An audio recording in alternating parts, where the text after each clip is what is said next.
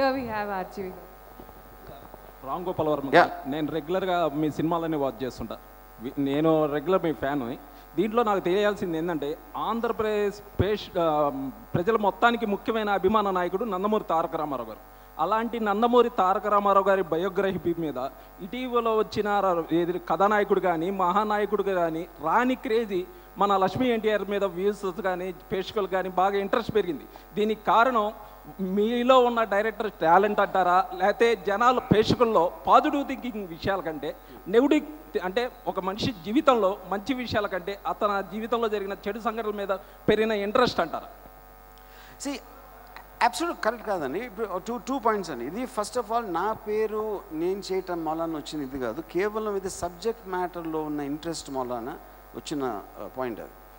ఇప్పుడు బయోపిక్ అనేది ఎప్పుడైనా మీకు ఒక కాన్ఫ్లిక్ట్ ఉండాలి. ఆ కాన్ఫ్లిక్ట్ లేనప్పుడు ఏది ఎన్టీ రామారావు గారి జీవితంలో ఆయన ఫస్ట్ స్టార్గా ఉన్నప్పుడు ఒక సాఫీగా జరిగిపోయిందని ఎప్పుడు హిట్లే తీశారు. తెలుగుదేశం పెట్టగానే సూపర్ సక్సెస్ వచ్చేసింది పార్టీకి. చాలా విచిత్రమైన కానీ లేకపోతే ఊహించని సంఘటనలన్నీ ఆయనకి జరిగినాయి. లక్ష్మీ పార్వతి గారు ఆయన లైఫ్లో ఎంటరేగా అది ఆవిడ కాజ్ చేయలేదు. ఎఫెక్ట్ అండ్ కాజ్కి తేడా ఉంది. ఆవిడ వచ్చిన తర్వాత ఉన్న పరిస్థితులు ఎలాగా catalyst అని లక్ష్మీ పార్వతి గారు is a catalyst to the entire thing. She is not the cause.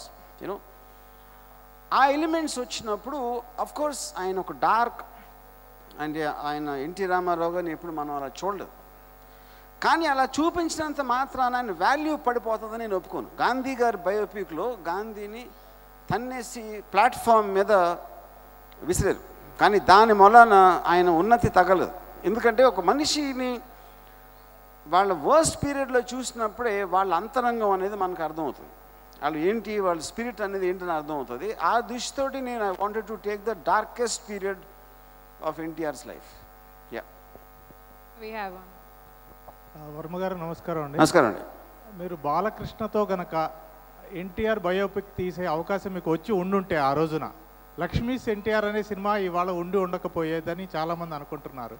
అది వాస్తవమేనా? అది కరెక్ట్ కాదండి. దానికి రీజన్ ఏంటంటే ఇప్పుడు నేను మాట్లాడినప్పుడు కూడా నేను లక్ష్మీ పార్వతి గారి ఎపిసోడ్ లేకపోతే నేను అసలు I do not want do the film అని చెప్పాను. Because without that there is no film అనేది నా అభిప్రాయం. అంటే మెయిన్గానండి, అంటే మీకు బాలకృష్ణ గారికి ఒక చర్చ అయితే కొంత జరిగింది అని అనిపిస్తుంది. ఎందుకంటే మీరు వాయిస్ ఓవర్ అదంతా ఇస్తూ ఫస్ట్ రిలీజ్ చేశారు కాబట్టి క్రియేటివ్ వచ్చి ఆ ప్రాజెక్ట్ బేసిక్గా ఎక్కడి నుంచి ఎక్కడి వరకు తీయాలో అనే దాని మీద మాకు డిఫరెన్స్ అంతే, అంతకన్నా ఏం లేదు. ఎలా తీయాలి అనే దాంట్లో అసలు ఆ స్టేజ్కి వెళ్ళలేదు డిస్కషన్. రంగోపాల్ వర్మ గారు, ఎన్నికలు రాబోతున్నటువంటి ఈ సమయంలో మీరు ఈ సినిమా తీశారు. అందులో ఒక ముఖ్యమంత్రిగా చేసినటువంటి ఎన్టీఆర్ గారి మీద మీరు తీసినటువంటి ఈ సినిమా వల్ల ఏదైనా ఒక రాజకీయ పార్టీకి లబ్ధి చేకూరడం కావచ్చు, మరొక రాజకీయ పార్టీకి చెడు జరిగే విధంగా, అంటే రాజకీయ పార్టీకి ఇబ్బంది కలిగే విధంగా ఈ ఎన్నికలు రాబోతున్నటువంటి సమయంలో ఈ సినిమా ఉండబోతుంది అనుకుంటున్నారా? అందుకోసం మీరు ఈ సినిమా తీశారా? ఇప్పుడు ఎవరు ఏమి చేసినా ఎక్కడో అక్కడ ఎవరో ఒకరికి ఎఫెక్ట్ వస్తుందండి. కానీ అది నా ఇంటెన్షన్ అని మీరు అడిగితే నాది కాదు. నాకు అసలు ఎన్నికలకు సంబంధం లేదు. నేను ఏ పార్టీకి సంబంధించిన మనిషిని కాదు. నేను ఎప్పుడు నా జీవితంలో ఒక పర్టికులర్ పార్టీ మీద ఇష్టం కానీ నేను పాలిటిక్స్ అనేది నేను పట్టించుకోను. That is not the issue. కానీ చూసిన తర్వాత అంటే ఇది ఒక పొలిటికల్ ఫిల్మ్ అనేది ఎందుకు, ఇందులో ఉన్న పాత్రధారులు, ఇందులో ఉన్న స్టోరీ సిచ్యువేషన్స్ అన్నీ కొంచెం పాలిటిక్స్కి సంబంధించినవి కాబట్టి వాళ్ళ దృష్టిలో వాళ్ళు చూసినప్పుడు వాళ్ళకి అంతకుముందు ఏం తెలుసు, అంతకుముందు వాళ్ళు ఏమనుకున్నారు, ఇప్పుడు ఏమనుకుంటున్నారు, ఇప్పుడు ఈ సినిమా వలన వాళ్ళు ఎలా మారుతారు అనేది అది ప్రెడిక్ట్ చేయడం ఈవెన్ నా వల్ల కూడా కాదు. నేను కేవలం నేను నమ్మిన నిజం తీసాను. ఇప్పుడు మీకు ఈ సినిమాని ఆపేస్తారని చెప్పేసి, ఆపేయడం కోసం బెదిరింపులు వస్తున్నాయని చెప్పేసి కొంతమంది చేస్తున్నారని చెప్పేసి వస్తుంది. ఆ బెదిరింపులకు మీరు ఎంతవరకు బెదిరుతారు? బెదిరే అవకాశం ఉందా? సినిమా రిలీజ్ మీద ఆ బెదిరింపుల ప్రభావం ఏ మేరకు ఉండబోతుంది? బెదిరింపులకు బెదిరిపోతే ఇక్కడ ఎలా నుంచుని ఉంటాను ఫస్ట్ చెప్పండి. అసలు ఫస్ట్ ఈ సినిమా ఎందుకు చేస్తాను? అసలు వచ్చినాయా బెదిరింపులు వచ్చినాయా? అది కూడా మీ స్టంట్ అనుకోవచ్చా? ఎందుకంటే ఇలాంటి స్టంట్స్ మీరు బాగా చేస్తారు. ఇప్పుడు మోస్ట్ ఆఫ్ ద నాకు బెదిరింపులు వచ్చినాయి టీవీ రౌడీల నుంచి. ఆ, టీవీలో కూర్చుని నరకేస్తా, వస్తే చంపేస్తా అని వార్నింగ్లు ఇస్తూ ఉంటారు చూడండి, అక్కడి నుంచి వచ్చినాయి. ఇంకోటి, నిజంగా హాని చేసేవాడు ఎవడు బెదిరించాడు ఫస్ట్ ఆఫ్ ఆల్. సో అలాంటప్పుడు బెదిరించోళ్ళు ఎందుకు భయపడిన అంటే, బెదిరించోళ్ళు ఏమి చెయ్యరు చేయలేరు అని నాకు తెలుసు కాబట్టి. చేసేవాళ్ళు బెదిరించరు. అప్పుడు మీ క్వశ్చన్కి అర్థం లేదు. అర్థం లేకుండా ఎందుకుంటారు? బెదిరింపులు వస్తున్నాయనేటువంటిది ఇందాక పోసాని కృష్ణమురళి గారు పృథ్వీ గారు మాట్లాడుతూ బెదిరింపులు వస్తున్నాయి, వాళ్ళే బెదిరిపోతారని చెప్పారు. సో ప్రశ్నలో అసంబద్ధత ఏమీ లేదు. ఓకే, నేను రీఫ్రెష్ చేస్తాను. నేను బెదిరింపులు ఓకే, మీరు బెదిరితారా లేదనేది వేరే విషయం. బెదిరింపులు వస్తున్నాయా లేదా అనేది పాయింట్. అదే ఇప్పుడు ఇంకా ఈ రిలీజ్ దగ్గర పడుతున్న టైంలో ఆ బెదిరింపులు ఇంకా ఎక్కువయ్యే అవకాశం ఉందా? నిజంగా బెదిరింపులు వస్తే మీ రియాక్షన్ ఎలా ఉంటుంది? నేను కూడా బెదిరిస్తాను.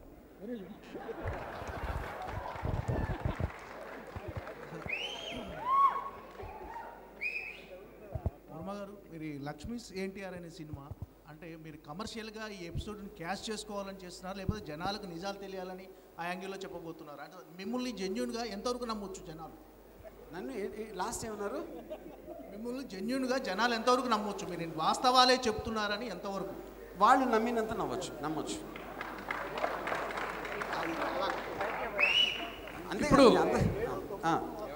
ఇప్పుడు ఈ సినిమా మీరు ప్రారంభించబోయే ముందు కథ, స్క్రీన్ ప్లే, సబ్జెక్ట్ నాకు చెప్పాలి అని లక్ష్మీపార్వతి గారు మిమ్మల్ని డిమాండ్ చేశారు. నేను ఆవిడని ఇంటర్వ్యూ చేసినప్పుడు కూడా ఆవిడ చెప్పారు, నాకు చెప్పాలి, నాకు తెలియాలి అని అడిగారు. మీరు నిజంగా ఆవిడకి చెప్పారా? చెప్పి ఆవిడ అనుమతి తీసుకున్నారా? నేను ఈ సంభాషణ మాతో జరిగినప్పుడు నా కథ మొత్తం నాకు చెప్పాలి, స్క్రిప్ట్ నాకు చూపించాలి, లేకపోతే సినిమా అంటే నేనేమన్నానంటే, ఇది నమ్మకం మీద ఉంటుందండి. ఇప్పుడు నేను మీకు స్క్రిప్ట్ చూపిస్తా, మీరు బాగుందన్నారు, ఆ స్క్రిప్ట్ నేను తీయకపోవచ్చు, మీకు ఎట్లా తెలుస్తుంది? పాయింట్ 1. తర్వాత నేను సినిమా తీసాను, నా సినిమా చూపించండి అన్నారు, ఆవిడకి అభ్యంతరకరంగా ఉండే సీన్ అన్నీ కట్ చేసి చూపిస్తా, ఎట్లా తెలుస్తుంది అప్పుడు? సో ఫైనల్గా నమ్మకం మీద ఉంటుంది ఒక పాయింట్. రెండో పాయింట్, ఒక పబ్లిక్ డొమైన్లో జరిగిన కథని ఎవరి అనుమతి తీసుకోవాల్సిన అవసరం లేదు. పాయింట్ 1 అది. Sir next question sir, NTR గారి స్థానం నెక్స్ట్ తీసుకుపోయే జూనియర్ ఎన్టీఆర్ కదా, ఈ మూవీలో జూనియర్ ఎన్టీఆర్ గారి రోల్ ఏమైనా ఉందా? ఏమన్నారు మళ్ళీ చెప్పండి? ఎన్టీఆర్ గారు స్థానం నెక్స్ట్ తీసుకుపోయే జూనియర్ ఎన్టీఆర్ రోల్ ఏమైనా ఉందా అండి దీంట్లో? ఇప్పుడు మీరు జర్నలిస్టా? మీరేంటి? ఇది లక్ష్మీస్ ఎన్టీఆర్, ఎన్టీ రామారావు గారు పోయేటప్పటికి జూనియర్ ఎన్టీఆర్ గారు ఇంకా యాక్టర్ అవ్వలేదు, ఎవరికి తెలియదు కూడా. సార్ వర్మ గారు, ఇప్పుడు 2 సినిమాలు వచ్చిన తర్వాత ఇది సీక్వెల్ అనుకోవచ్చా జనాలకి? సీక్వెల్. ఇది సీక్వెల్ అంటే ఇప్పుడు ఈ 3 చూస్తే మీకు మొత్తం ఆయన జీవితం తెలుస్తుంది. ఓకే, మీరు అన్ని నిజాలు చెప్తానని ఇందులో చెప్పారు. అయితే కొన్ని సినిమాలు అంతకుముందు చేసినట్లు కొన్ని నిజాలు చెప్పలేకపోయారు. వంగవీటి ఒకటండి, 2 థింగ్స్. ఇక్కడ వంగవీటిలో నాకు తెలియదు నిజం, అందుకని చెప్పలా. ఓకే, ఇక్కడ నాకు అన్ని నిజాలు తెలుసు. ఎలా తెలుసు అంటే సంప్రదించారా? నేను అప్పుడు మనసం కింద దాక్కుని వెళ్ళాను మాటలు. జోక్స్ అపార్ట్, ఇక్కడ ఫస్ట్ ఆఫ్ ఆల్ అండి, కథలో తెలియదు ఏమీ లేదు ఎవరికి, అందరికీ తెలిసి ఏం జరిగింది. కేవలం నేను బిహైండ్ ది సీన్స్, లేకపోతే ఎలాగ స్టార్ట్ అయ్యింది, ఆ ప్లాట్ వైజ్గా, క్యారెక్టర్స్ వైజ్గా చేస్తాను, అంతేగాని నేను ఏమీ తెలియను కదా ఎవరికి చెప్పట్లేదు ఇక్కడ. సార్, ప్రతి సినిమాకు మామూలుగా సినిమా ఫార్ములా ప్రకారం ప్రతి సినిమాకు ఒక హీరో, ఒక విలను, ఒక హీరోయిన్ ఇలా ఉంటారు కదా. ఇందులో హీరోయిన్ ఎవరు, విలన్ ఎవరు, హీరో ఎవరు?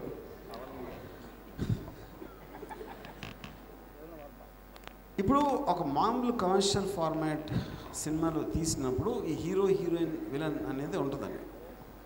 ఒక నిజ జీవితంలో తీసినప్పుడు మీకు కేవలం పరిస్థితులు, క్యారెక్టర్స్, ఎవరి వెనకాల ఏ జెండా ఉంది, ఎవరి ఉద్దేశం, ఏ ఉద్దేశంలో ఎవరిని ఏం చేశారు అనేది అది మీకు కథాక్రమంలో తెలుస్తుంది.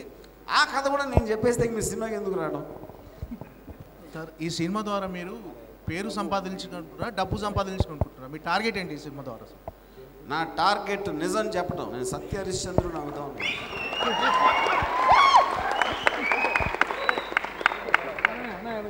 నేను చాలా పాపాలు చేశానండి నా లైఫ్లో.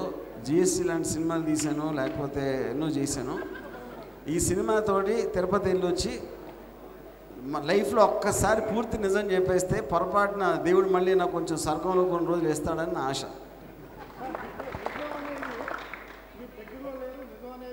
తీసుకోండి ప్లీజ్. ఏదండి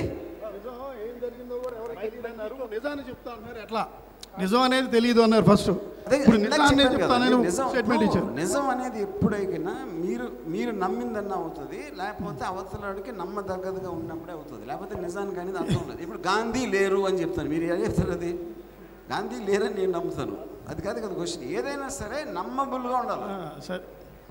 సరే ఇప్పుడు మంచి 10 మందికి చెప్పాలి, 10 మందిలో చెప్పాలి, చెడు చెవిలో చెప్పాలి అంటారు. దాన్ని ఏ విధంగా విశ్లేషిస్తారు ఈ సినిమా పరంగా చూసుకుంటే? చెడే 10 మందిలో చెప్పాలి. చెడు చెవిలో చెప్తే చెడుగా ఉండిపోతుంది, చెడు పెరుగుతూ ఉంటుంది. మీరు ఎప్పుడైతే చెడుని సీక్రెట్గా పెట్టారో అప్పుడే సొసైటీ అంతా చెడిపోతుంది. చెడు ఒక్కటే లౌడ్ స్పీకర్లో చెప్పాలి. సార్, ఇది ఎన్టీఆర్ బయోపిక్ అవకాశం రాలేదని ఈగోతోని ఈ సినిమా తీసారా? ఇప్పుడు వరకు చెప్పింది రామాయణం అంతా ఇందాక రాముడు ఇప్పుడు. కానీ ఇప్పుడు మీరు చెప్పిన దాంట్లో ఒక పాయింట్ ఉందండి. 100% బాలకృష్ణ గారు నన్ను అప్రోచ్ అవ్వకపోతే మాత్రం నేను ఈ సినిమా తీసే ఐడియా నాకు వచ్చి ఉండేది కదా, అది మాత్రం క్యారెక్టర్, అది ఒప్పుకుంటాం.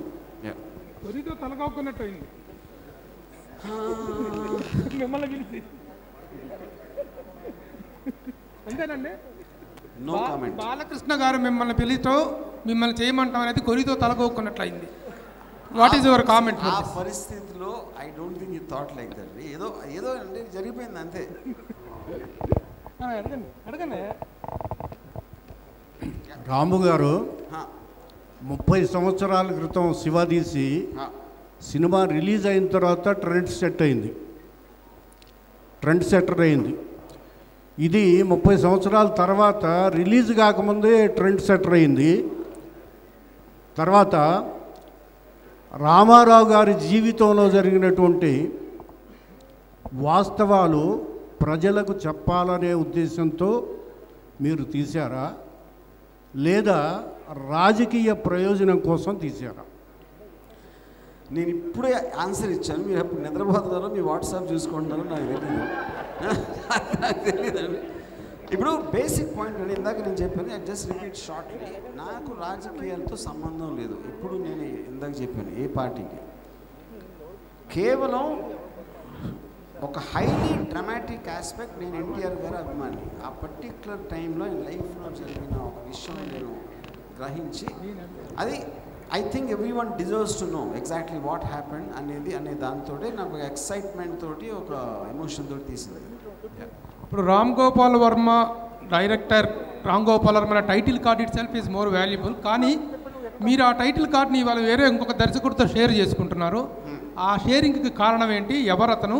మిమ్మల్ని అంత ఇంప్రెస్ చేసిన ఆ వ్యక్తి గురించి చెప్పండి. సో బేసిక్లీ అగస్త్య అని work with me as an assistant. తన కాంట్రిబ్యూషన్ చాలా ఎక్కువ ఉంది ఈ సినిమాలో. అండ్ మీ ఇద్దరం కలిసి చేయడం జరిగింది మోస్ట్ ఆఫ్ ద ఫిల్మ్. అందుకని I felt he deserves to be given equal credit. అర్ధసింహాసనం ఇచ్చినట్లుగా ఉంది. ఏదండి? అర్ధసింహాసనం ఇచ్చినట్లుగా ఉంది. ఓకే, అయితే does it really deserve it? ఏంటి అతని కాంట్రిబ్యూషన్ ఏంటి? He does it of course, absolutely. Hello, నేను ఎందుకు నా పక్కన ఎలిగేస్తాను. హలో గురుగారు, ఒక్క నిమిషం అండి. యాక్చువల్గా ఈ సినిమా స్టార్ట్ అయ్యే దగ్గర నుంచి మేము గమనిస్తున్నామండి. ఫస్ట్ డే మీరు ఎప్పుడైతే తిరుపతి వెళ్ళి ఆ బాలాజీ వెంకటేశ్వర స్వామిని దర్శనం చేసుకున్న తర్వాత నేను పర్టికులర్గా మీలో ఒక పాజిటివ్ వైబ్రేషన్స్ అనేది గమనించానండి. ఫస్ట్ డే నుంచి నేను అబ్జర్వ్ చేస్తున్నా ఈ షూటింగు తర్వాత మీ ట్విట్స్ కానీ, ఈవెన్ మీ ట్విట్స్లో కూడా లాట్ ఆఫ్ చేంజెస్ నేను పర్టికులర్గా గమనించాను. అది నిజమే అంటారా, లేకపోతే జస్ట్ మీ ఒపీనియన్? అది నా ఒపీనియన్. నా ఒపీనియన్ దట్ ఈజ్, అది నిజమా కాదా అసలు ఏంటి అని? డెఫినెట్గా అంటే మీరు చేస్తున్న సినిమా వలన మీరున్న పర్టికులర్ అట్మాస్ఫియర్ ఎంతో కొంత మీ మీద ఇన్ఫ్లుయెన్స్ ఉంటుంది. యూనో, ఐ థింక్ ఒక ఇంత రియలిస్టిక్ అండ్ ఆనెస్ట్ సబ్జెక్ట్ వచ్చినప్పుడు యూనో ఎక్కడో తెలియకుండా అది మిమ్మల్ని ఇన్ఫ్లుయెన్స్ చేస్తుంది. అలాంటి మనుషుల మనస్తత్వాలతో మీరు రోజు ఐ మీన్ మీ థాట్ ప్రాసెస్లో మునిగి ఉన్నప్పుడు 100%. ఓకే, ఇదొక కారణం. రెండో కారణం వెంకటేశ్వర స్వామి దయ ఏమనొచ్చు. ఓకే. మూడో కారణం రామారావు గారి బ్లెస్సింగ్స్ అయి ఉండొచ్చు స్వర్గం నుంచి. Okay okay. ఇది కుటుంబ కుట్రల చిత్రం అని పెట్టేసి ఆ కుటుంబాన్ని కొట్టేశారు ఎందుకు సార్? అది అంటే నేను ఎప్పుడు ఫ్యామిలీ సినిమా తీయలేదు అని చాలామంది చెప్తూ ఉంటారు. ఫైనల్గా తీసాను, అందుకని నా కుట్రలు తీసేస్తే ఇది కుటుంబ కథ కాదు. కానీ చాలా కుటుంబాలు అందరూ కుట్రలే చేస్తూ ఉంటారు ఎప్పుడు. సో రెండింటికి అది కరెక్ట్గా సూట్ అవుతుందని నా ఫీలింగ్. వర్మ గారు నమస్తే అండి. వర్మ గారు నమస్తే. నేను ఈ సినిమాలో మోహన్ బాబు క్యారెక్టర్ చేశాను. నేను జర్నలిస్ట్ కూడా. అంటే చాలామంది డిస్కస్ చేసుకునే ఒక విషయం అడగాలని ఉంది, అంటే నా ఆలోచన కూడా అదే. ఒక మెడవం తిప్పని వ్యక్తి, ఏ విషయం చివర చనిపోయే వరకు కూడా మెడవం తిప్పని వ్యక్తి కదా ఎన్టీఆర్. ఎందుకంటే భార్య కోసం అన్నీ వదులుకున్నాడు. కుటుంబం పోయింది, పరువు అని కాదు, ఆస్తులు పోయినాయి, మంచి సీఎం పోస్ట్ పోయింది, అన్నీ పోయినా కూడా మెడం తిప్పకుండా లక్ష్మీ పార్వతిని గొప్పగా తన భార్యగా స్వీకరించాడు. అంత గొప్ప వ్యక్తి, మెడన్ తిప్పని వ్యక్తి అండ్ టాప్ మ్యాన్ అని. ఈ సినిమాలో లక్ష్మీ పార్వతి గారికి ఎన్టీఆర్ గారికి ఈక్వల్ ప్రిఫరెన్స్ ఇచ్చారా, లేదా ఎన్టీఆర్ని అంత గ్రేట్గానే చూపించారా అనేది పాయింట్ ఉంది. ఒకటండి, ఇప్పుడు ఈక్వల్ ప్రిఫరెన్స్ ఇచ్చారా అనేది నా ఉద్దేశం, వాళ్ళ రిలేషన్షిప్కి నేను ఇచ్చాను ప్రిఫరెన్స్. ఎందుకంటే వాళ్ళ రిలేషన్షిప్ ఒకటే చాలామందికి తెలియదు, ఏదో బయట నుంచి బయట వాళ్ళు మాట్లాడుతున్నట్టుగా ఉంటుంది. అది ఒక పాయింట్. రెండో పాయింట్, ఎన్టీ రామారావు గారి ఔన్నత్యాన్ని మాత్రం నేను ఎక్కడ తగ్గించలేదు. ఔన్నత్యం ఉన్నంత మాత్రాన ఆయన పక్కదారి పట్టరా లేకపోతే పొరపాటు చేయరా అంటే అది కూడా కరెక్ట్ కాదు. డిగ్నిటీ అనేది I think that is what for the NTR sir. ఆ డిగ్నిటీ మాత్రం ఎక్కడ తగ్గదు సార్. ఇప్పుడు లక్ష్మీ పార్వతి గారికి ఎన్టీఆర్ గారికి మధ్య ఉన్న అనుబంధం గురించి అక్కడిక్కడ చెబితే విన్నైనా మీరు పరిశోధించి అందరి దగ్గర తీసుకున్న విషయాలు కాకుండా, అంటే జనాలకు తెలియని ఎపిసోడ్స్ ఏమన్నా ఈ సినిమాలో చూపిస్తున్నారా? అంటే షాకింగ్గా ఉంటాయి, అంటే ఇప్పటి వరకు ఎవరు వెలికి తీయని నిజాలు ఏమైనా చూపించబోతున్నారా? ఇప్పుడు చాలామంది నన్ను లక్ష్మీ పార్వతి గారు చెప్పింది అని యాసిడ్గా నమ్మేసి తీసేస్తున్నారు అని అడిగారు. ఫస్ట్ ఆఫ్ ఆల్, నేను ఈ సినిమాలో ఉన్న ఏ క్యారెక్టర్ని నేను వెళ్ళి కలిసి ఈ సినిమాలో ఉన్న మటీరియల్ గురించి అడగలేదు. ఏదో కలిస్తే హలో హలో అని ఇలా మాట్లాడుకోవడం తప్పిస్తే నేను చేసిందంతా ఈ స్పాట్లైట్లో ఉన్నవాళ్ళు ఎప్పుడు కూడా వాళ్ళకు అనుకూలంగా చెప్తారు. ఎందుకంటే వాళ్ళ ఇప్పుడున్న పరిస్థితి అప్పుడున్న పరిస్థితి వేరుగా ఉంటాయి కాబట్టి న్యూట్రల్గా వాళ్ళ పక్కన ఉన్న వాళ్ళ దగ్గర నుంచి మనకి ఎక్కువ విషయాలు తెలుస్తాయి. ఎందుకంటే వాళ్ళు ఆబ్జెక్టివ్గా చూస్తారు కదా. మోస్ట్ ఆఫ్ నా సోర్సెస్ అలాంటి వాళ్ళు. సార్, ఇప్పుడు మొన్న వచ్చినటువంటి ఎన్టీఆర్ కథానాయకుడు కానీ మహానాయకుడు కానీ, ఇప్పుడు మీరు తీస్తున్నటువంటి లక్ష్మీస్ ఎన్టీఆర్ కానీ, ఈ బయోపిక్స్ స్టార్ట్ అయిన తర్వాత అన్ఫార్చునేట్గా ఆ 2 సినిమాలు ఆర్థికంగా ఫెయిల్ అయిపోయినాయి. ఆ తర్వాత ఇప్పుడు మీరు తీస్తున్నారు. ఈ సినిమాలో మీరు కొన్ని నెగిటివ్ ఎలిమెంట్స్ని టచ్ చేస్తున్నారు.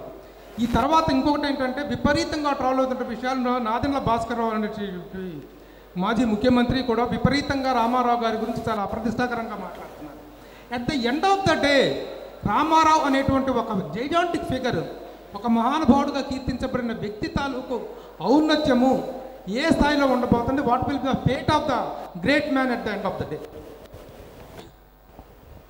See I'm not very sure. Great అంటే రామారావు గారు గ్రేట్ మ్యాన్ అనేది అన్డిస్ప్యూటెడ్ థింగ్ అది.